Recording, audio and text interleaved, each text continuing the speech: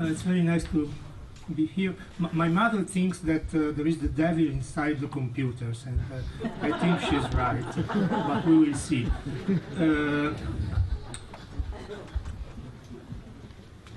This is Marius Rom. Many of you must know him. The first time I've met him, it was also the first time I met Ivona. It was in Dundee 10 years ago. And I saw this tall, wise man, old man, saying these words. And I say, gosh, this is interesting to me.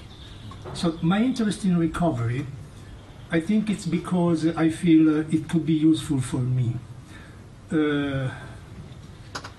I don't want to say that it's not necessary to change psychiatry or mental health system, of course, but every change must start from ourselves. This is the lesson I've learned from Marius. Just a few things about Italy, if it's possible to say something with a sense in a couple of minutes. The process of creating a Hearing Voices network took a long time, maybe too long time, and we have tried to think why it happened. I think could be related to those typical Italian beliefs. Maybe not only Italian. I can do this better than you, and so why we would need a network? And also it's relating to the la mamma, the mother, the Italian mother. Again, don't tell my mother. You don't have to worry. Mama will take care of you forever. So both professionals and service users and any stakeholder have a low attitude to take risks going outside the mainstream. And also there is the suspicion about the self-help approach that many professionals have, and the leading role of, in the psychiatric system of those two cultures, the medical one and the sociological one. And also, I think there is also this one, the assumption that we have done the job, because we were the ones because of Franco Basaglia and the Mental Health Act of 1978, we were the ones that closed the psychiatric hospital. So we tend to think that the job is done. And it's absolutely not true. The job is never done. And believing this could lead to applying the psychiatric system model to the whole community. So it could even be worse. Italy. This is very surprising for me. When we started with some colleagues, friends, service users, experts by experience, some people from different parts of the country to think about developing a network, we didn't have in mind that now there are about 30 self-help groups in the country, most of them promoted by community mental health services, and only a few, 3, maybe 4, promoted by association of users or families. I will say something more later about this. Most of them are in the northern part of Italy, a couple in Rome, 2 in Sicily, 1 in Sardinia, and nothing in the southern part of Italy at the moment. The Italian network was formally, officially established 2 years ago. It has a board composed by 2 experts by experience, a psychiatrist, myself, a psychologist, a sociologist who is a professor at the university, and a family member, one mama, of course. We have a scientific committee which starts to do something in this period. the scientific committee is also an interdisciplinary team, which is composed by experts by experience, of course, academic scientists. We are very lucky to find that some leading professionals from institutions, from universities, from National Research Council are very interested in this issue. And also there are mental health professionals, of course. What's on our agenda for the next year? Two issues. The first is about self-help group, because we found that this really could make the difference in approaching to the experience of hearing voices. So we wish to have more groups in central and southern part of Italy, and also outside the institutions.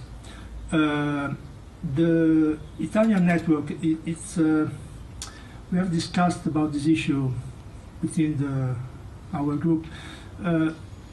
We are like an adolescent who are struggling with the father, the national health system. I think we have moved, and now we have almost decided that it's time to leave. It's time to leave home. Because the father will not change his mind. I've tried for years to, and not only me, to change the way the system thinks about the care, the approach. It is possible and it must be done. I've always been working for the National Health Service. I've never done anything different. But I think that it's necessary to do something outside, because some of the people will get in touch with a self-help group if it will be outside of the system, not within the system. The other issue, the big one, is about psychiatric medications. How long, how to come off. Last year we invited Robert Whittaker for a series of speeches in Italy, Turin, Milan, Rome, and he gave us many doubts and a lot of energy. I don't want to quote something brand new about researches on medications. I think it's 30, 40 years that we know that this issue needs that we behave in a different way. There are studies from the WHO that are from the 70s who shows that the outcome of the major psychiatric disorders is much more better in developing countries rather than in much better in yes, in the poor countries rather than in developing countries. So, and so if you are living in a developed country, this is a strong predictor of not attaining a complete remission. And probably, very probably, almost certainly, this is also linked to this fact that in developing country, 16% of patients were regularly on medications, on antipsychotic medications, and in rich countries, 71%. So, we know this since 30, 40 years. This is another old, very old study, 1975. The outcome, comparison of the outcomes in the pre-drug and the drug era in the United States. 5 years follow-up, 1947, relapse rate was 55, 19 67 was 79, and the functional outcome was better in the 1947 cohort. So again, psychotropic drugs don't give anything useful in terms of outcome. So this is a problem for me, because every day I prescribe drugs. And not only for me, I think. So what we had in mind to do something useful about psychotropic medications. We have a draft of a research. The title could be "Everything You Always Wanted to Know About Psychiatric Drugs But You Were Afraid to Ask." It's a user-led research. Could be, we hope, should be an international expert conference looking for best practice accounts on coming off psychiatric medications, as reported from experts by experience or described by scientists. I will not tell anything now. I will give this draft to the organizer so you could have a look at this and maybe get in touch with us. In Thessaloniki 2 weeks ago at the Intervoice conference, I've talked about this, and there is an interest of the French network in collaborating to this research. I've talked with Rachel before, maybe the English network. Why is user-led or participatory research so important? This is Shula Ramon, maybe some of you know her.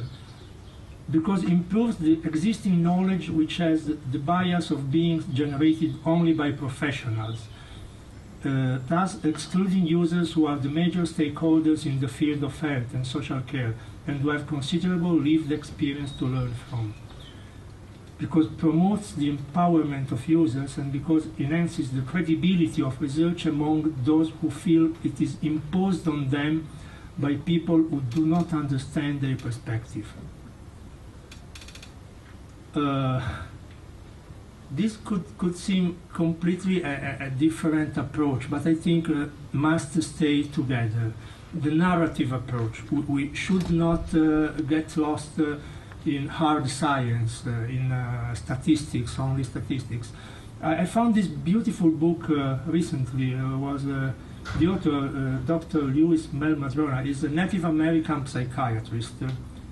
His mother or father was from the Cherokee, and it's called Narrative Medicine. It's a suggestion from Rufus May, and he writes this: we use statistics to talk about disease as if we're independent of the people who have it and their stories. The so-called natural history approach is grounded in the idea that the patient and the family and culture have no relevance. The story is everything. The story is, we are made of stories, I think, rather than molecules and cells. Of course, we are made of molecules and cells, but we are made of stories. So our goal is to put together a scientific approach, an evidence-based approach that could be understood and accepted in the scientific community, but also with the power of our personal stories. Thank you very much. Thank you.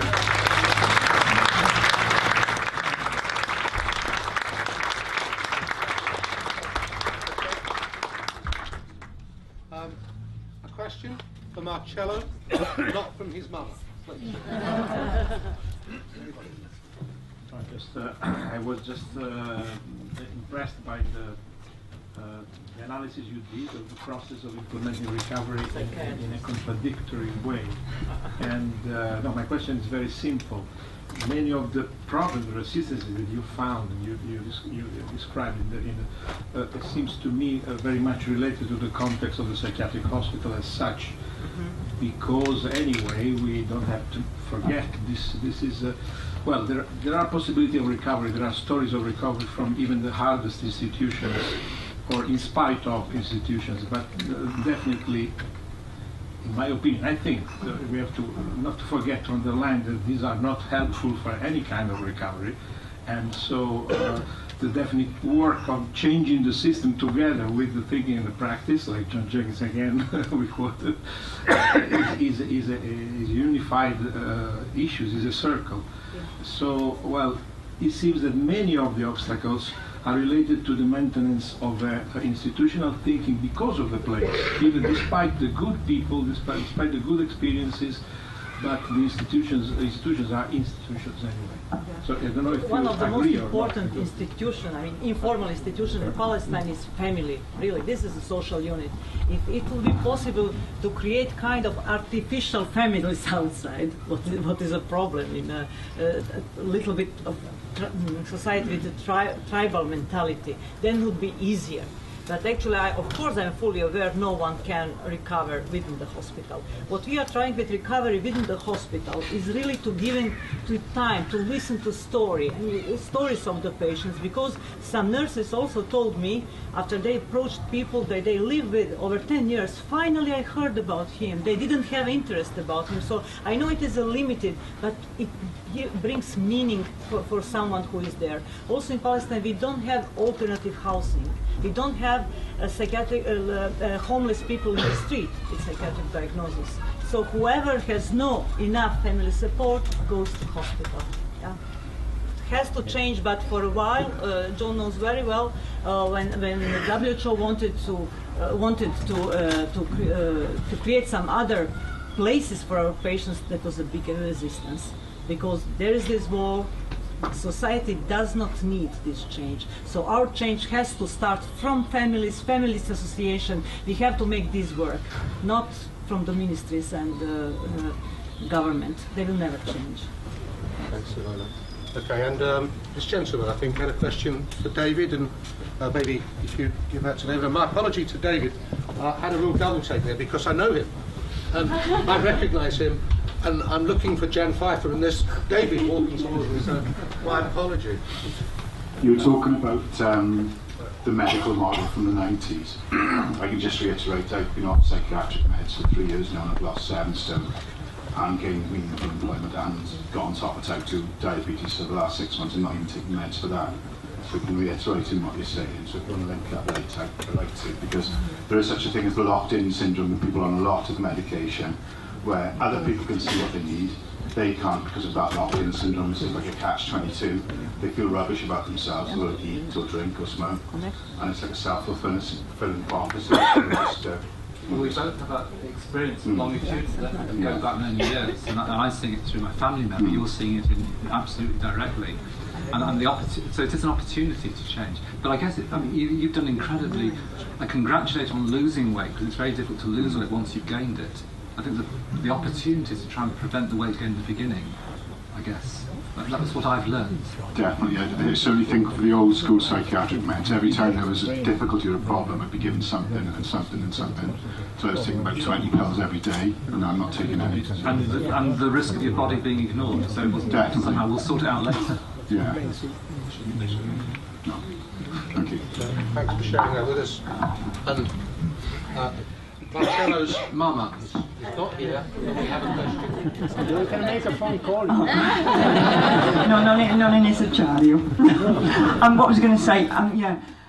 So you're going to start this project, yeah, to research into psychiatric medication and user-led, and I was interested to see how to come off it. I'm really interested in that. Is there going to be some way we can link up in West Wales to that? Maybe because I think it's the one thing that everybody's scared to talk about, and I know so many people who've got to do it secretly and gradually reduce, or because it seems to be almost impossible.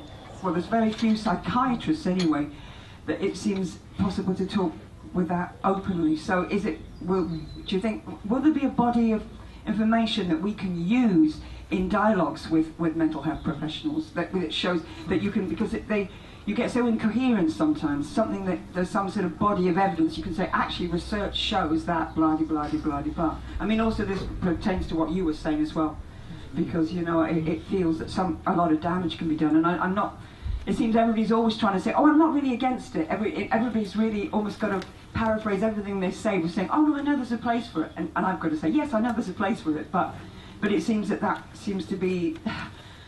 There's so much fear around actually stopping or reducing, and it would be really interesting to know if there was a body of research or something that could be referred to. There isn't a big amount of research, I think. There is something, but there is much more on how to get in rather than how to get off, of course. Main evidence for what I know is that getting off must be done very, very, very slowly. Rachel will write, will make some advertising. Later you will give me some money. She will publish a book next year, very nice, about medications, with the stories of people who are taking medications and who get off medication. About the research project, we really wish to put together the expertise of people. We don't have anything pre-prepared. So we will invite everyone to get in touch, to write, to find a way to do a real user-led research and participatory research, because at least in Italy, this issue sometimes is a sort of fight between people who tend to think that they are right. They have the right idea in their mind. So there are the ones who are pro-medication and the others who are anti-medication. It is not in this term. Even, you know, Ron Coleman is very radical, but I've never heard him saying, I'm against medication. He always said, I'm against bad use of medication. So medications could be useful for a certain period of time in certain situations, but not forever. So we have to confront experiences, to share evidences, and to arrive maybe to a consensus conference. So it's a work we can do together. So you will find an email and a website, so please get in touch and we'll find a way of do this. Okay. Okay, three powerful presentations. Italy, the West Bank, and David took us to those remote international places across the border in England and Cardiff. Before bringing us back to Cardigan, can you please express your appreciation for the presentation?